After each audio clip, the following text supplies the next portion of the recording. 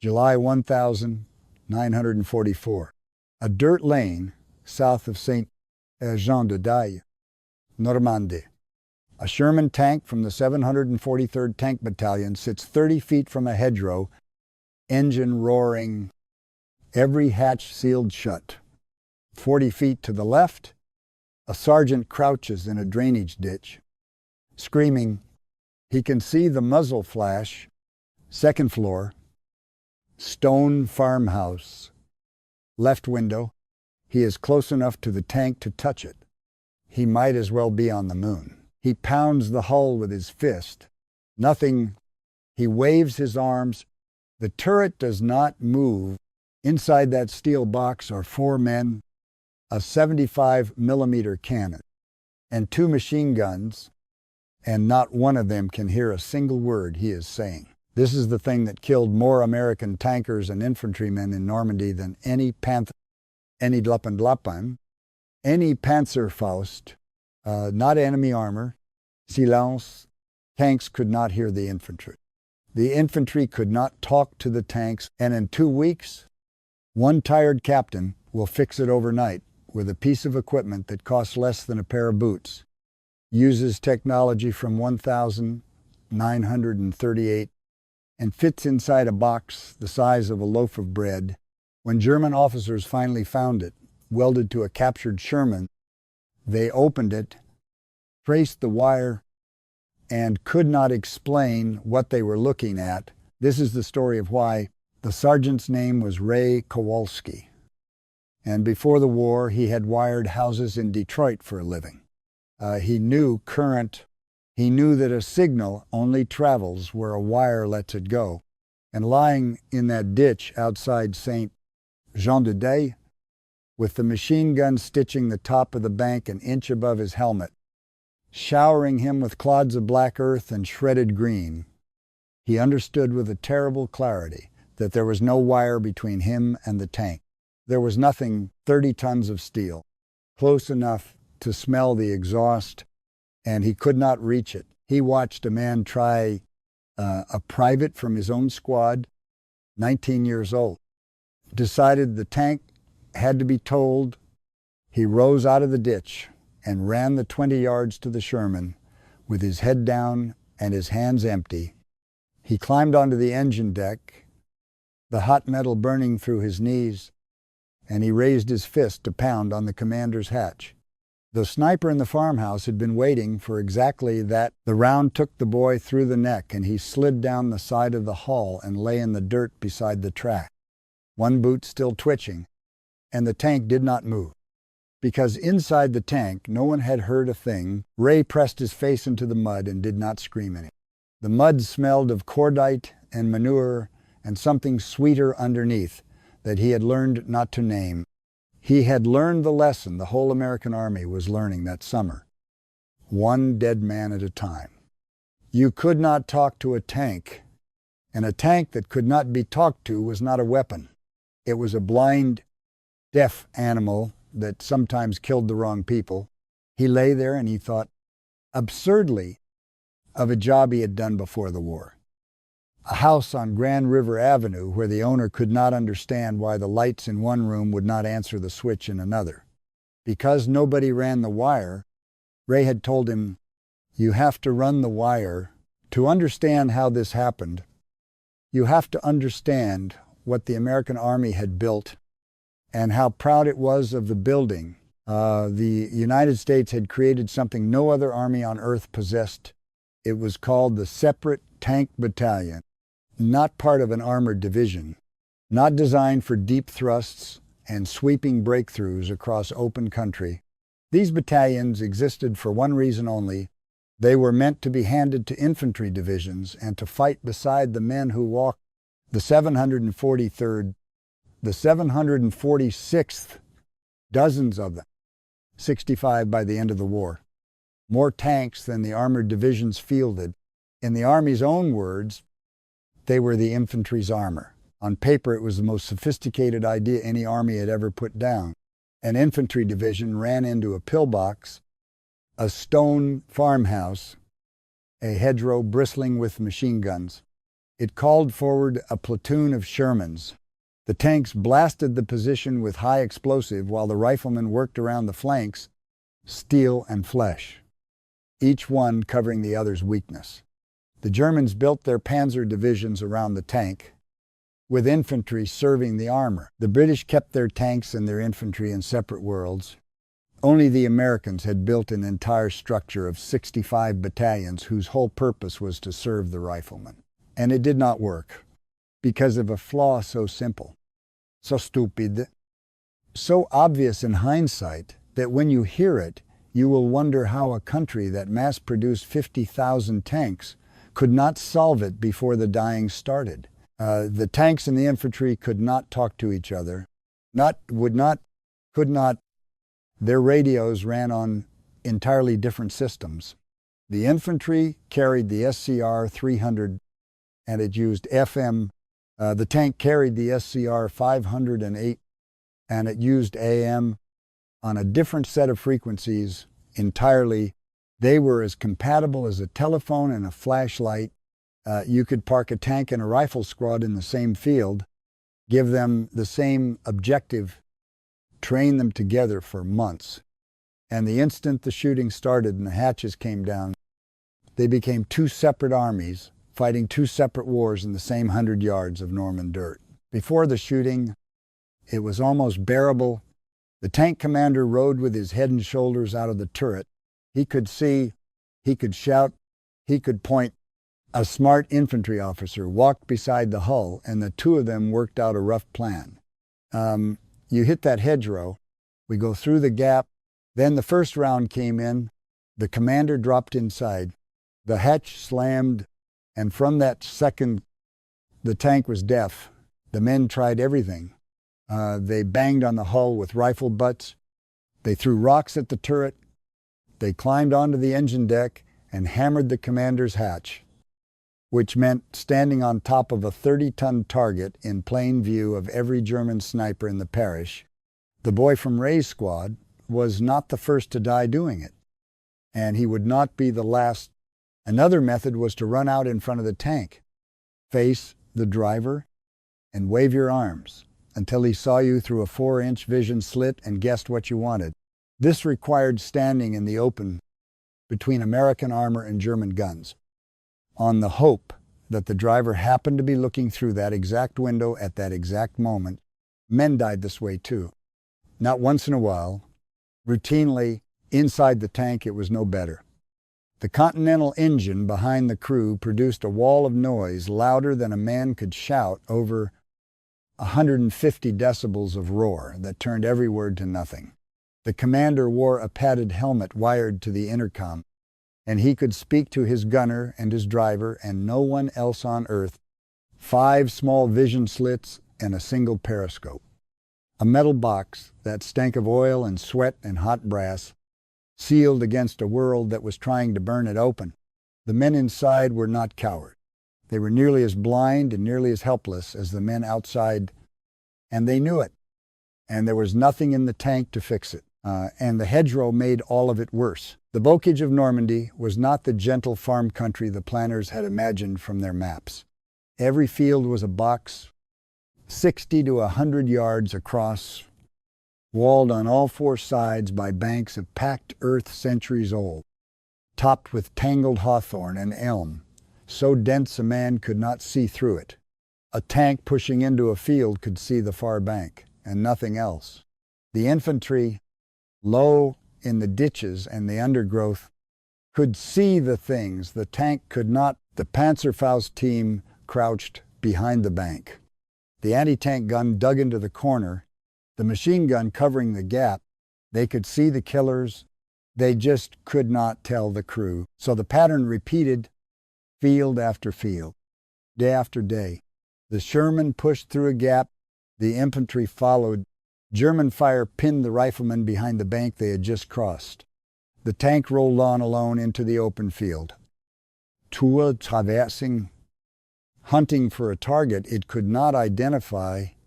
The Panzerfaust team, invisible from inside the steel, moved along the hedgerow to a firing position. The shaped charge hit the engine deck from 40 yards The crew had 3 to 5 seconds before the ammunition cooked off and turned the tank into a furnace. The Germans noticed, of course they noticed on the St.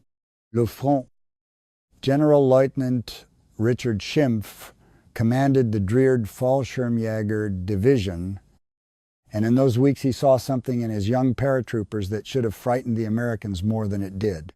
His men, many of them barely trained, were losing their fear of the Sherman. They had discovered a simple truth. A Sherman with its infantry was a dangerous thing. A Sherman without its infantry was not a predator at all. It was prey.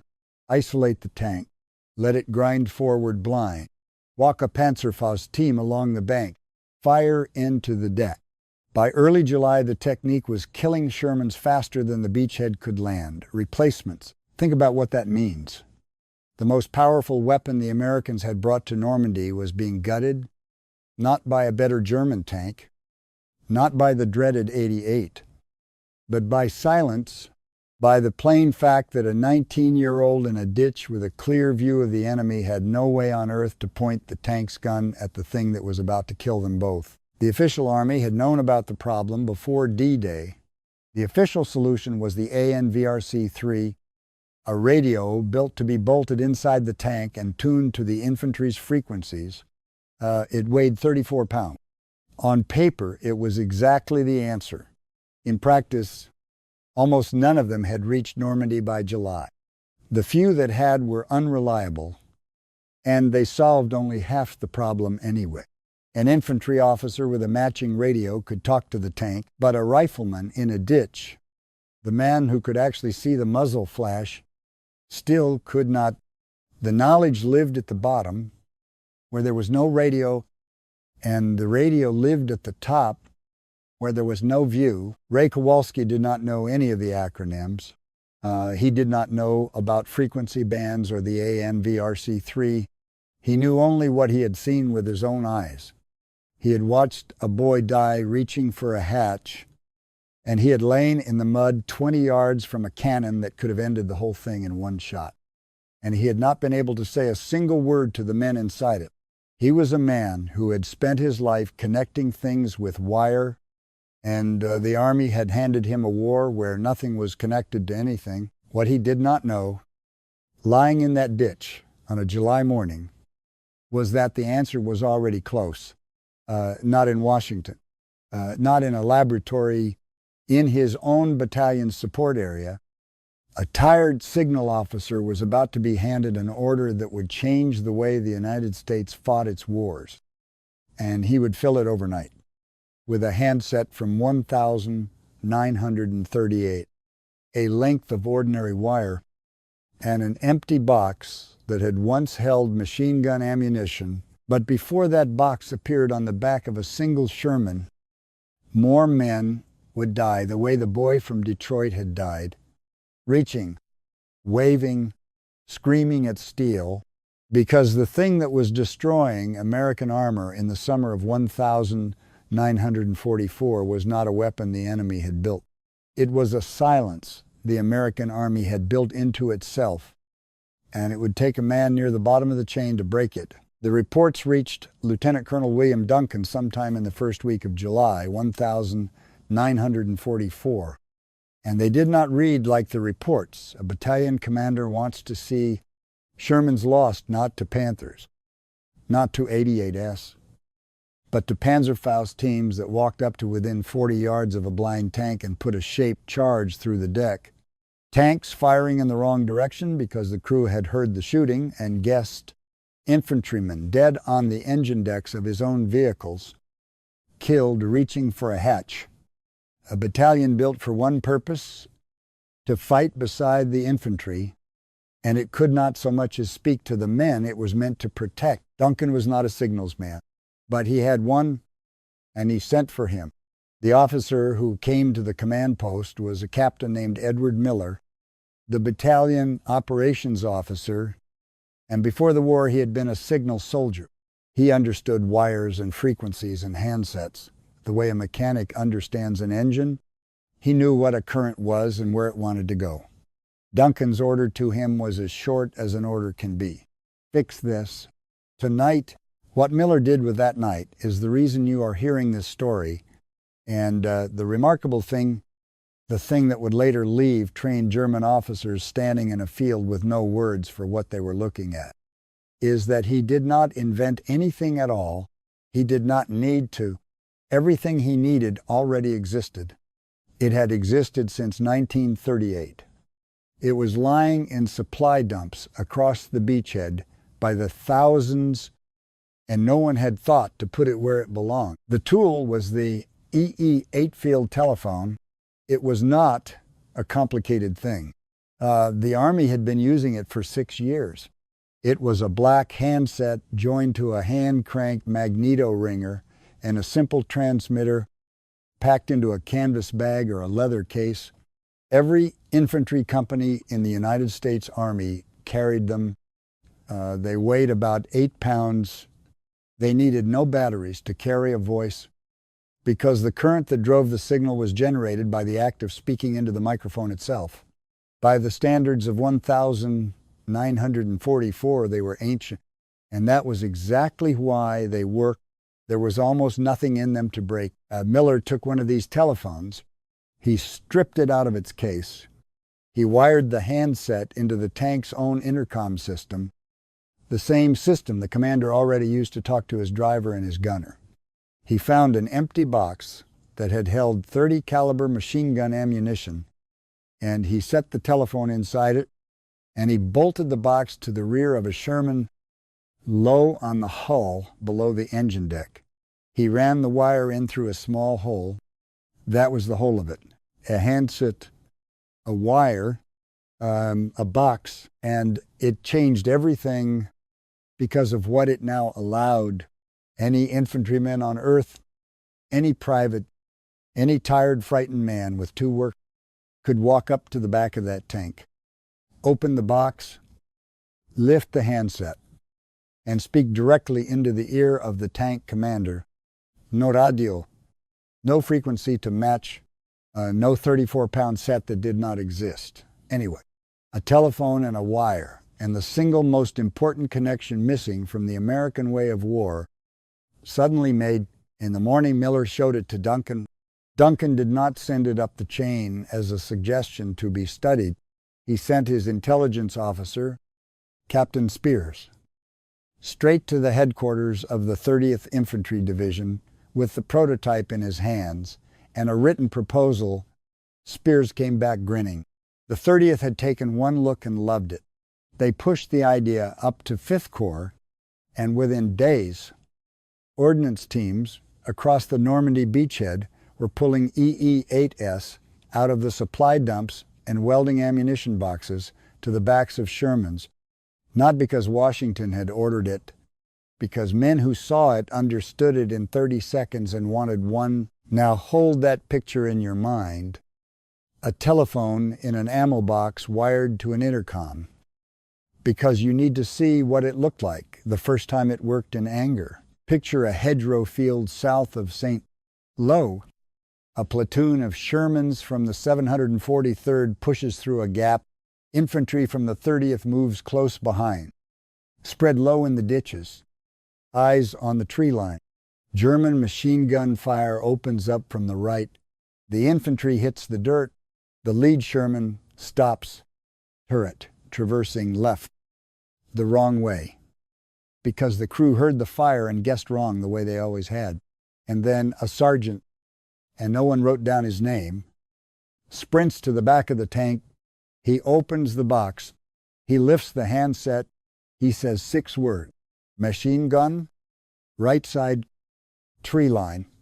The turret swings right. The 75 fires once. The machine gun stopped from contact to silence. Under 30 seconds, the day before, with the old system, that same sequence would have taken 3 to 5 minutes if it worked at all. 3 to 5 minutes in which the infantry bled into the Norman dirt and the tank fired blind at hedges. Now it took less time than it takes to read this sentence aloud twice. This is the fact worth carrying with you. The thing that transformed American combined arms in Europe was not a weapon. It was not a new tank, not thicker armor. not a better gun or a faster engine. It was a telephone handset from 1938 in a box that had held machine gun rounds, welded to a hull with a torch and joined to the crew by 20 feet of ordinary wire. It cost almost nothing. It used parts already in the supply chain by the tens of thousands, a crew with a field telephone, an ammo box, and a welding kit could fit one in under an hour. And it handed the American infantrymen something no soldier in any other army on earth possessed in the summer of 1944, the power to command the firepower of a tank with his own voice in real time. From behind cover, the telephone did not arrive alone. It arrived in the same weeks as its twin, and together the two of them turned the bocage from a graveyard into a road. The other tool was the Rhino. For 6 weeks, the hedgerows had beaten the Sherman in the simplest possible way. To cross one of those ancient earth banks, a tank had to climb it.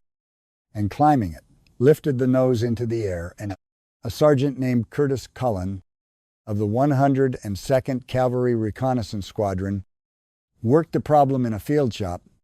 He took the steel from the German beach obstacles, the same iron teeth Rommel had planted below the tide line to gut landing craft, and he welded them into a set of tusks on the bow of a Sherman. Now the tank did not climb the bank, it drove into it, teeth first, and tore straight through, keeping its belly to the earth and its gun to the front. Cullen's idea was shown to General Bradley, approved on the spot. And within weeks, ordnance companies across the American sector were cutting up Rommel's Atlantic Wall to bolt onto the fronts of Sherman's. Put the two together, and you had something the German defenders had never faced, a tank that could smash through a hedgerow instead of crawling over it, and once through a tank that could see through walls because a dozen pairs of human eyes in the ditches were feeding it. In plain English, in real time, here is how it worked. And the sequence is the whole point, so follow it closely. A Rhino Sherman came up to a bank behind it, and to both sides the infantry moved low, eyes on the next field. Before the tank pushed through, a rifleman jogged to the rear of the hull, opened the box, and lifted the handset. He told the commander what the infantry could see, and just as often what they could not, which mattered just as much. The tank tore through the bank. The infantry came through the gap right behind it, spreading left and right. If a machine gun opened up, the man on the phone called it the turret swung. The gun fired.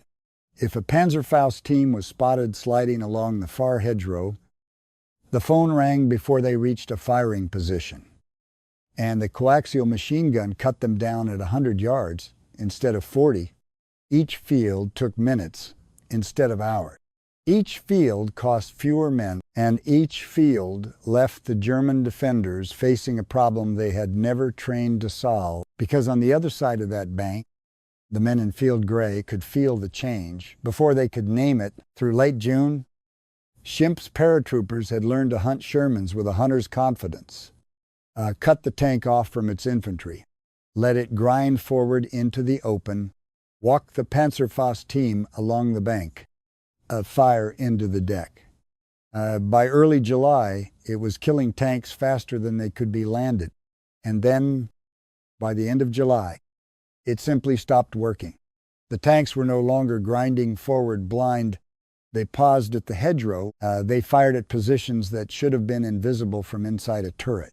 They swung their guns onto targets with a speed and a certainty that made no sense. As if someone were whispering directions into the steel, the Panzerfaust teams that had crept to within 40 yards were being cut down at 100, killed before they could shoulder their weapons. Something had changed in the way the American tanks behaved. The men at the front could feel it in their bodies. In the sudden way, the odds had turned, but they could not explain it, because the thing that had changed was not visible from the front. It was a small metal box the size of a canteen bolted to the back of the hull in a place no German soldier would ever look unless he was standing behind a dead Sherman, picking through the wreckage. And in August 1944, as the American breakout tore the German front open and prisoners and abandoned tanks began falling into Allied hands by the hundreds, that is exactly what began to happen. German officers walked up to knock out Sherman, and some of them walked around to the back, and they found the box. Imagine one of them, call him Hauptmann Vogel, a technical intelligence officer, and understand that he stands here for a whole class of men rather than any one name in the records, because this is how they were trained to think. And the training was the same in all of them. He is 38 years old. He has been examining captured enemy equipment since North Africa. He is good at it. He is proud of it, in the quiet way of a man who believes his profession is a serious one. A captured tank is a classroom, and every army in the war knew it. When you knocked out an enemy vehicle, you sent men like Vogel to read it. Armor thickness, gun caliber, optics, engine, radio. Every detail told you how the enemy fought and what he valued. German technical intelligence was thorough. They had been taking Shermans apart since 1943. They knew the Continental radial engine. They knew the 75-millimeter gun. They knew the suspension, the ammunition stowage, the periscopes. They had measured the armor and tested it against their own weapons and published firing tables showing precisely where to aim to kill a Sherman with a Panzerfaust, and Lappenpululappen, or a Panther's gun. There was very little about the machine that could surprise them, but the box on the back was new.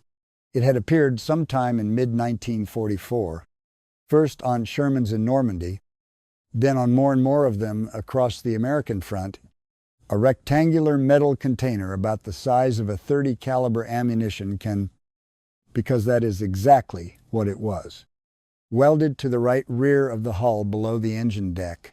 Inside, a standard field telephone handset wired through the hull to the tank's intercom.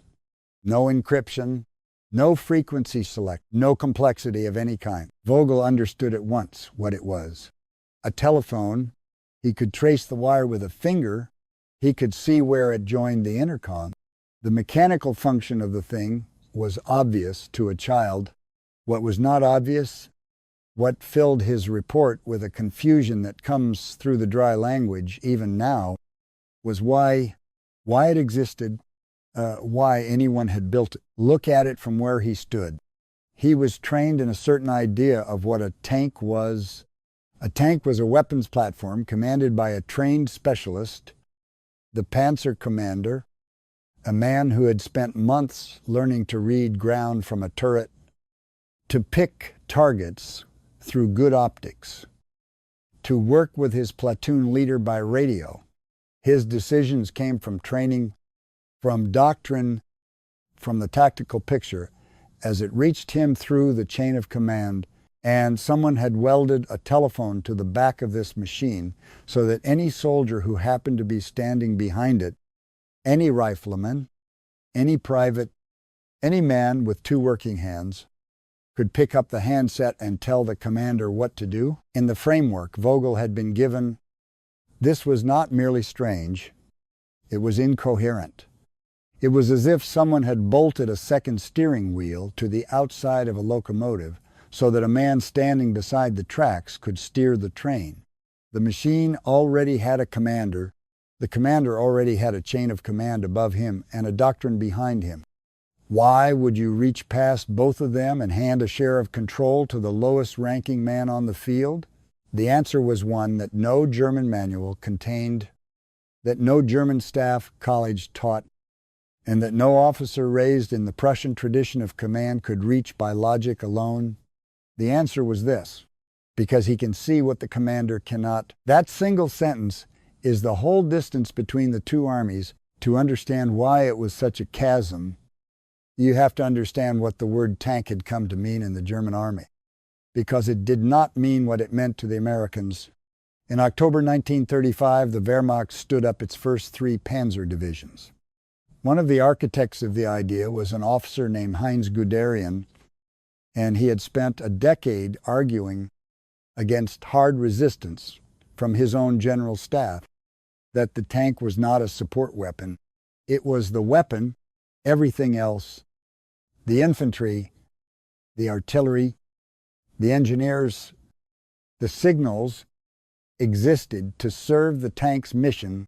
The French had tanks, the British had tanks, the Soviets had more tanks than anyone, but all of them, to one degree or another, treated the tank as a tool to help the infantry forward. Guderian turned the relationship upside down. In his model, the infantry helped the tank forward. The tank chose the objective and set the pace and punched the hole. The infantry came behind to hold the ground and clear it and guard the flanks, and it worked spectacularly. In Poland, in France, in the opening months of the invasion of the Soviet Union, tanks and infantry fused into a single high-speed formation and crushed everything in front of them. But look at the architecture of it. The infantry that fought with the panzers was not ordinary infantry. They were panzer grenadiers, trained specifically to work with armor. Ideally, they rode in the armored half-track, which could keep pace with a tank across open ground, and their officers carried radios tuned to the tank net. Communication flowed officer to officer, radio to radio, vehicle to vehicle. The rifleman on the ground did not talk to the tank.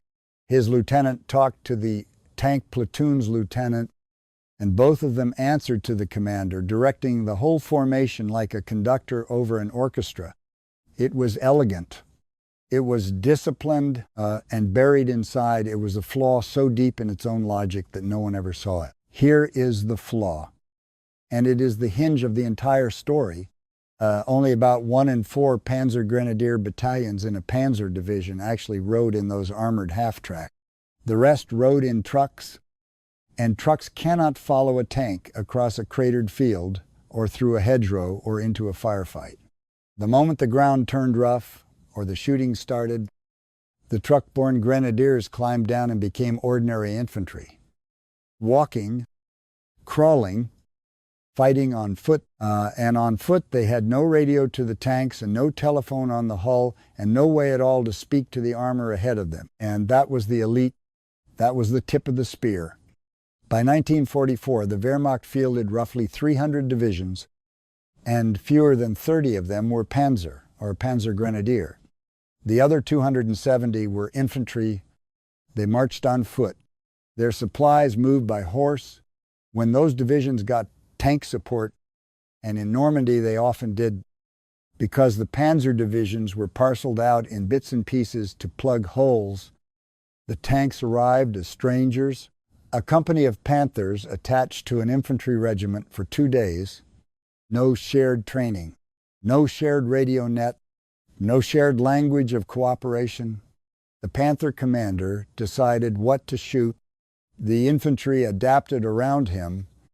If the infantry wanted a specific target engaged, the company commander had to find the tank platoon leader physically, on foot, in the middle of a firefight, and ask him, or send a runner, or fire a flare, and hope the crews understood the signal. There was no mechanism, none, for German riflemen to speak directly to a tank crew.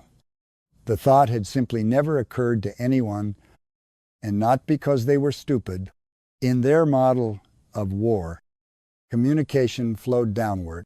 Commanders spoke to commanders, officers spoke to officers, the man at the bottom of the hierarchy, the grenadier in the ditch with mud on his face, did not give instructions to the crew of a 50-ton machine. That was not how the German army worked. That was not how any army worked, except one. And here is the detail that should stop you cold.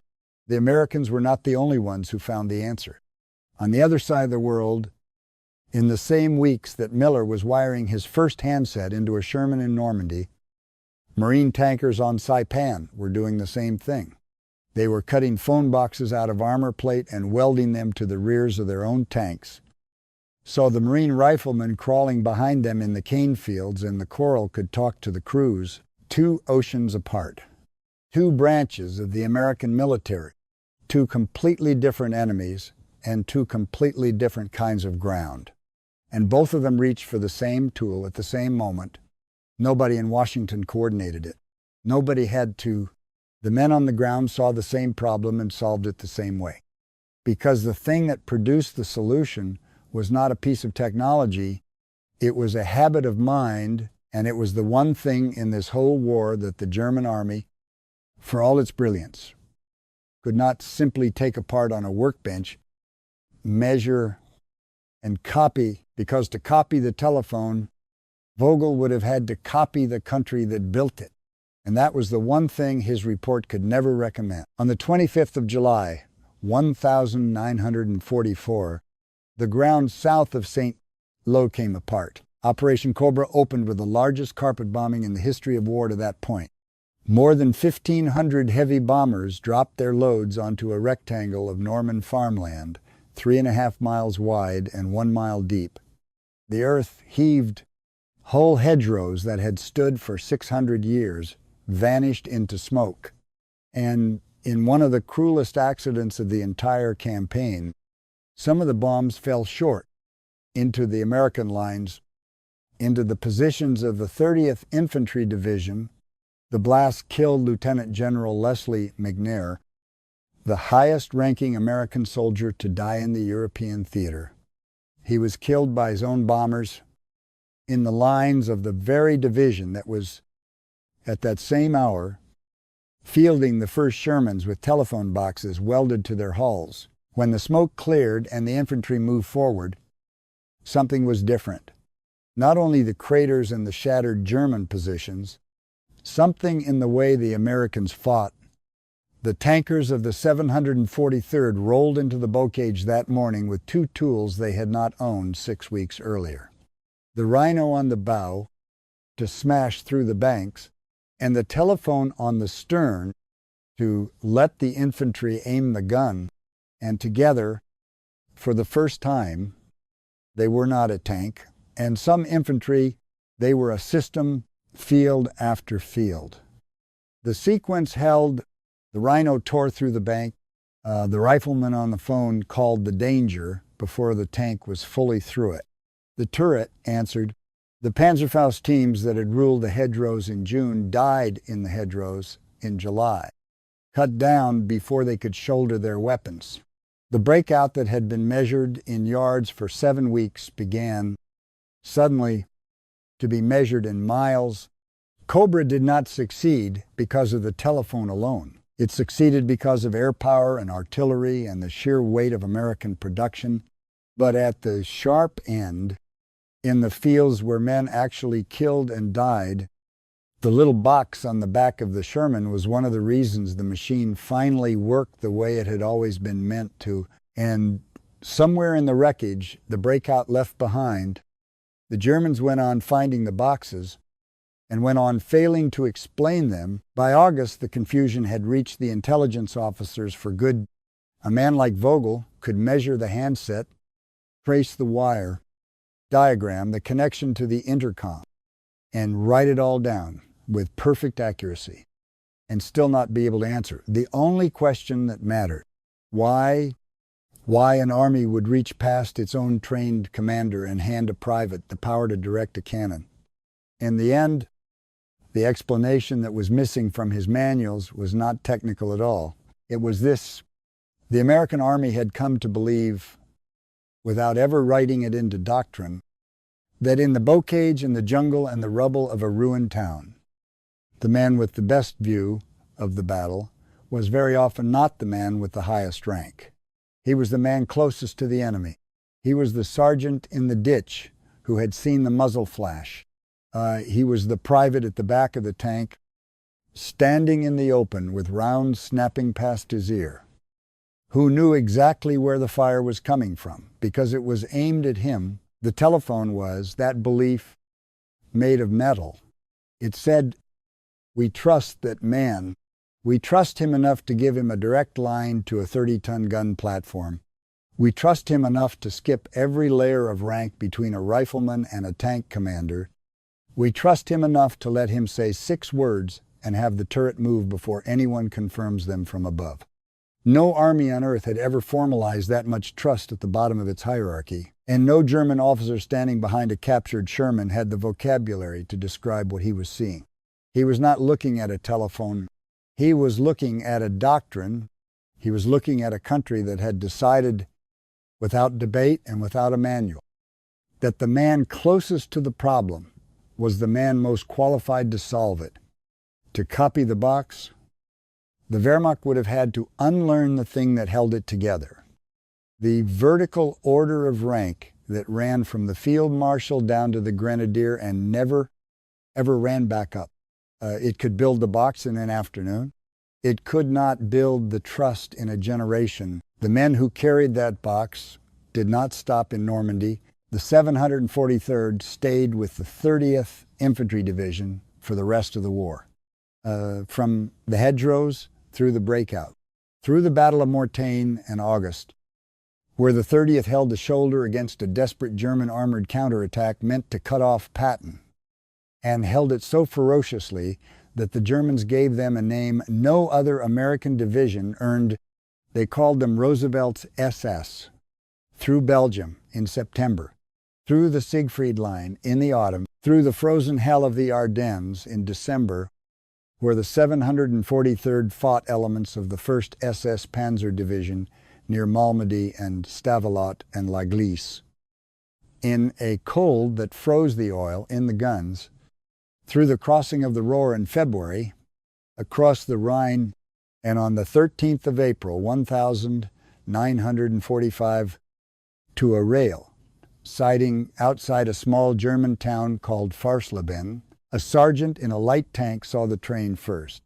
Boxcars, dozens of them, standing dead on the line.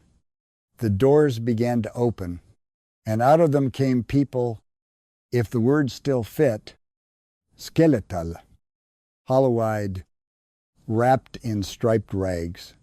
2,141 prisoners from Bergen-Belsen, loaded aboard and sent deeper into a collapsing Germany to be killed before the Allied armies could reach them. The guards had heard the American engines and run. The tankers of the 743rd and the infantry of the 30th secured the train. They brought food from the surrounding villages. They carried water to people too weak to stand. They stood guard over the living.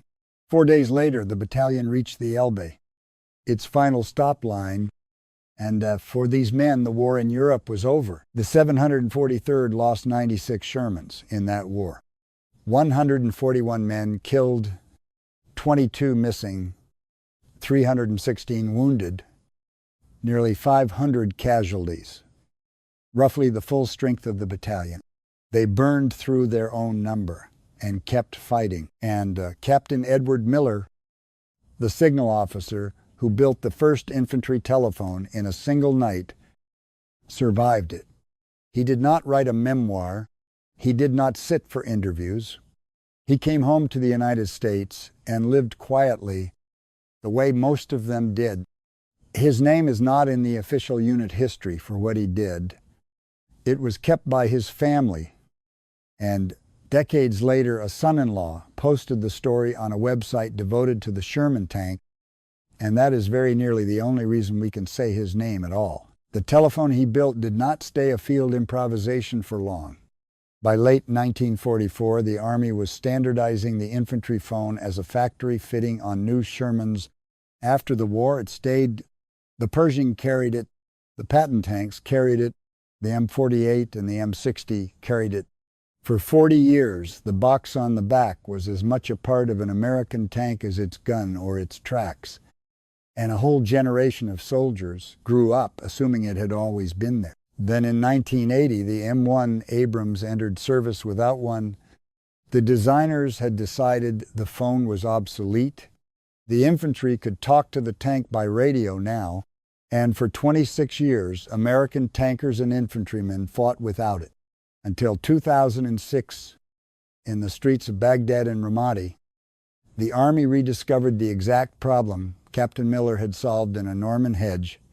Infantry, crouched behind an Abrams in an urban firefight, could not tell the crew where the fire was coming from. The radio nets were jammed with traffic.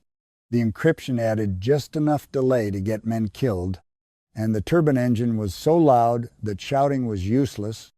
So the Army issued an upgrade called Tusk, the Tank Urban Survivability Kit. And one of the things that bolted to the rear hull of the M1 Abrams was an infantry telephone. 62 years after a captain in Normandy wired a handset into an ammunition box, the United States Army arrived at the same answer, the same handset, the same place on the hull, the same wire into the intercom, the same quiet admission that the soldier out in the open needs a direct line to the gun that is supposed to protect him. The Germans could not explain the phone because it did not solve a German problem. In their army, the tank did not serve the rifleman. The rifleman served the tank. Word flowed from the top down and never from the bottom up. And the idea that a private, tired and frightened and pressed into the mud with a handset against his ear, might understand the battlefield better in that moment than the commander of a 50-ton Panther was not a thought. Their system was built to think. The Americans thought it not in a staff college, not in a planning document, in a field workshop, in one night with a telephone and a welding torch, and the war turned on things like that. Small, cheap, human things that no procurement office would have approved and no doctrine could have predicted. A handset in a box, 20 feet of wire, and the stubborn, unreasonable, deeply American idea that the man at the very bottom of the chain might just be the most important man on the field. Thank you for watching this all the way through. If this story stayed with you, if it made you think about the men who fought in those hedgerows, take a second to hit the like button. It is the single best way to help a story like this reach the people who care about it. If you are not subscribed yet, now is a good time.